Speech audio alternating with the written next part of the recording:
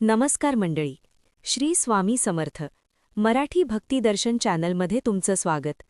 तुम्ही सुद्धा रोज जपमाळा सेवापूजा करता, तरी आयुष्यातून संकट काही केल्या जातच नाहीत का? वाटतं ना, खरंच स्वामी समर्थ माझ्या पाठीशी आहेत की नाही? आजच्या या व्हिडिओमध्ये स्वामी स्वतः देत असलेल्या 7 खास संकेतांबद्दल जाणून घेणार आहोत, जे फक्त खऱ्या भक्तांनाच दिसतात. व्हिडिओ शेवटपर्यंत नक्की बघा. मराठी भक्ती दर्शन चॅनलवर रोज नवीन भक्तिमय माहिती, अनुभव आणि स्वामींचे चमत्कारिक संकेत तुम्हाला सांगितले जातात. जर तुम्ही स्वामी समर्थ, दत्त, विठ्ठल किंवा कुठल्याही रूपातील देवावर प्रेम करता, तर हा चॅनल नक्की सबस्क्राईब करून घंटा बटन दाबा, म्हणजे पुढचे भक्ती व्हिडिओ चुकणार नाहीत. पहिला संकेत: जांभई आणि आतील नकारात्मकता. पहिला संकेत अगदी साधा पण खूप प्रभावी असतो. जेव्हा तुम्ही स्वामींची सेवा, नामस्मरण, जप करत बसता आणि अचानक सतत जांभया यायला लागतात, तेव्हा बहुतेकांना वाटतं झोप येते म्हणून जांभई येतेय. पण अनेक अनुभवी साधकांच्या अनुभवातून असं सांगितलं जातं की अशावेळी स्वामी आपल्या दिव्य शक्तीने तुमच्या शरीर मनातील नकारात्मक ऊर्जा, आळस, चिंता आणि काळजी बाहेर काढत असतात. त्यामुळे सेवा करताना जास्त जांभया येत असतील तर घाबरू नका. हा स्वामींचा सटल शुद्धीकरणाचा संकेत असू शकतो. फक्त तुमची भक्ती खरी असावी. दुसरा संकेत: अगरबत्ती किंवा फुलांचा गूढ सुगंध. दुसरा संकेत म्हणजे घरात कोणी अगरबत्ती, धूप, अत्तर, फुले काहीच लावलेली नसतात, तरी अचानक मंद असा चंदन, चमेली, गुलाब किंवा धूपाचा सुंदर सुगंध घरभर दरवळायला लागतो. अशा प्रसंगी अनेक स्वामी समर्थ भक्त सांगतात की हे स्वामींच्या सूक्ष्म उपस्थितीचे लक्षण असतं. जिथे सतत नामस्मरण, वाचन, आरती चालू असते, तिथे अशा दिव्य सुगंधाचा अनुभव म्हणजे स्वामींचा "मी आहे तुझ्यासोबत" असा मूक आशीर्वाद समजला जातो. तिसरा संकेत: मोठ्या संकटातून अल्लड सुटका. तिसरा संकेत आयुष्यातील मोठ्या संकटांमधून अचानक, सहज सुटण्याशी जोडलेला असतो. उदाहरणार्थ, मोठा अपघात होणार असताना थोडक्यात वाचणे, नोकरी जाणार असताना शेवटच्या क्षणी चांगली संधी मिळणे, किंवा कुटुंबावर मोठं आर्थिक संकट असताना अचानक मदतीचा हात मिळणे. अशावेळी मनात नैसर्गिकपणे येणारी भावना असते, कोणीतरी आपल्याला उचलून सुरक्षित जागी ठेवते. हाच तो स्वामी समर्थांचा कृपाहस्त. भक्तांच्या प्रारब्धानुसार अशक्यही शक्य करतील स्वामी, अशी परंपरा संतांनी सांगितलेली आहे. चौथा संकेत: मुलाबाळांचे काम सुरळीत होणे. चौथा संकेत म्हणजे मुलाबाळांच्या जीवनात अचानक स्थिरता येऊ लागणे.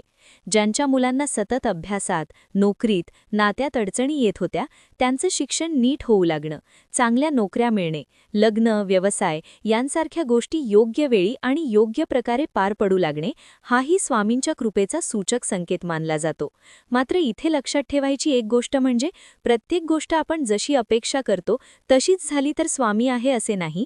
कधीकधी आपल्याला नको असलेली गोष्टही पुढे जाऊन पाहिल्यावर हीच योग्य होती असं कळतं, आणि तेव्हा स्वामींची लीलाच समजते.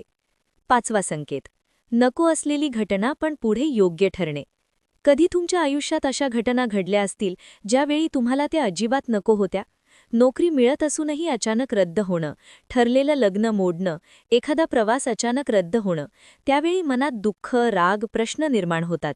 पण काही महिने, वर्षांनी मागे वळून पाहिलं तर लक्षात येतं की देवाने त्यावेळी थांबवलं नसतं तर आज मोठा धोका झाला असता. हा अनुभव अनेक स्वामी भक्त सांगतात. त्यामुळे जे घडतं ते का घडतं हे त्या क्षणी समजत नाही, पण नंतर कळतं की स्वामी आपले कर्म आणि भवितव्य योग्य दिशेला नेत होते. सहावा संकेत: धूपाचा धूर किंवा प्रकाश थेट अंगावर येणे. सहावा संकेत म्हणजे देवाजवळ धूप अगरबत्ती लावल्यानंतर त्याचा धूर किंवा प्रकाश अगदी तुमच्याकडे वळून येणे.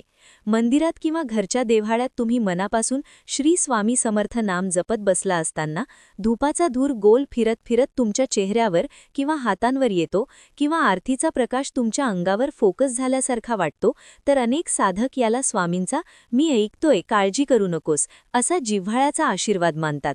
अशावेळी मनातील प्रार्थना शांतपणे स्वामींच्या चरणी अर्पण केली तर भक्तीस अधिक गूढ गोडवा येतो. सातवा संकेत: डोळे मिटल्यावर लख्ख दिव्य प्रकाश. सातवा संकेत म्हणजे ध्यान, जपाच्या वेळी अचानक डोळे मिटूनही आतून तेजस्वी लख्ख पांढरा किंवा सोनेरी प्रकाश दिसणे. खोलीत कुठेही जादा लाईट नसतानाही देवासमोर बसल्यावर डोळ्यांसमोर जणू उजेडाचा पडदा तयार झाल्यासारखं वाटतं. अनेक संत महात्मे सांगतात की नामाच्या जोरावर मन एकाग्र झालं की स्वामींची सूक्ष्म अनुभूती अशा प्रकाश रूपाने जाणवू शकते. मात्र अशा अनुभूतींचा अहंकार न करता शांतपणे श्री स्वामी समर्थ नाव घेत राहणं हेच खरी भक्ती मानली जाते. या सगळ्या संकेतांमधून एकच गोष्ट स्पष्ट होते. स्वामी समर्थ भक्तांना कधीच एकटे सोडत नाहीत. ते फक्त वेगवेगळ्या संकेतांनी आपली उपस्थिती जाणवून देतात. तुमच्या आयुष्यातही यापैकी कुठलाही हा संकेत किंवा अजून कोणता विशेष अनुभव घडला असेल तर नक्की कॉमेंटमध्ये स्वामींचा माझा अनुभव असा लिहून सांगा.